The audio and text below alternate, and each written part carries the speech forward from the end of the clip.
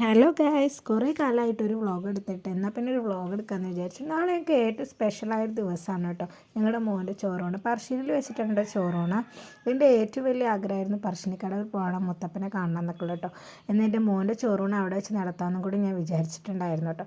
കുറച്ച് പേരാട്ടോ ഞങ്ങൾ പോകുന്നത്. എൻ്റെ വീട്ടിൽ നിന്ന് ഏട്ടൻ്റെ വീട്ടിൽ നിന്ന് കുറച്ച് ആൾക്കാർ മാത്രമായിട്ട്.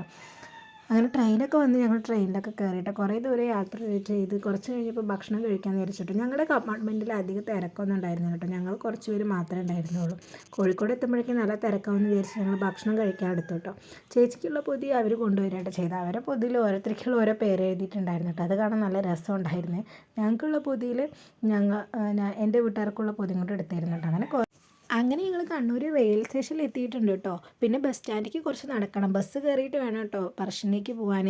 ഒരു അരമണിക്കൂറത്തെ യാത്രയുണ്ട് കേട്ടോ. യാത്രയൊക്കെ കഴിഞ്ഞ് ഞങ്ങൾ പറശ്ശിനിക്കടവിൽ എത്തിയിട്ടുണ്ട് കേട്ടോ. അവിടെ പുറത്ത് ലോഡ്ജിലാണ് ഞങ്ങൾ റൂം എടുത്തിട്ടുണ്ടായിരുന്നത്. ഏകദേശം അത്യാവശ്യം സൗകര്യമുള്ള റൂമായിരുന്നു കേട്ടോ. 8 ബെഡൊക്കെ ഉണ്ടായിരുന്നു. 2 റൂമായിരുന്നു കേട്ടോ ഞങ്ങൾ എടുത്തിട്ടുണ്ടായിരുന്നത്. ആദ്യമൊക്കെ അവിടെ റൂം ഉണ്ടായിരുന്നു കേട്ടോ. അമ്പലത്തിനകത്ത് നമുക്ക് ക്യാഷ് ഒന്നും കൊടുക്കേണ്ട ആവശ്യം ഉണ്ടായിരുന്നില്ല. ഇപ്പോൾ അവിടെ മെയിൻ്റെനൻസ് പണി ഉള്ളത് കൊണ്ട് നമുക്ക് റൂമില്ല കേട്ടോ. അങ്ങനെ ഞങ്ങൾ അമ്പലത്തിൻ്റെ അകത്തേക്ക് പോകുന്ന വഴി ഒരുപാട് സാധനങ്ങളുണ്ട് കേട്ടോ, കാണാനും മേടിക്കാനൊക്കെ വേണ്ടിയിട്ട്.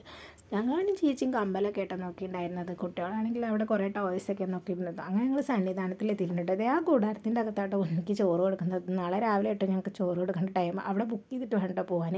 അങ്ങനെ ഞങ്ങൾ ചായയൊക്കെ കുടിച്ചിട്ട് അവിടെ നിന്ന് പുഴുക്കും തേങ്ങാക്കൊത്തൊക്കെ ഉണ്ടായിരുന്നു കേട്ടോ. പിന്നെ ഞങ്ങൾ ബോട്ടിൽ യാത്ര ചെയ്താലോ എന്നൊരു ആഗ്രഹം ഉണ്ടായിരുന്നു. അപ്പോൾ ചോദിച്ചപ്പോൾ എല്ലാവർക്കും താല്പര്യം കേട്ടോ. ഞങ്ങൾ ഗവൺമെൻറ് ബോട്ടിലാണ് കേട്ടോ പോണത്.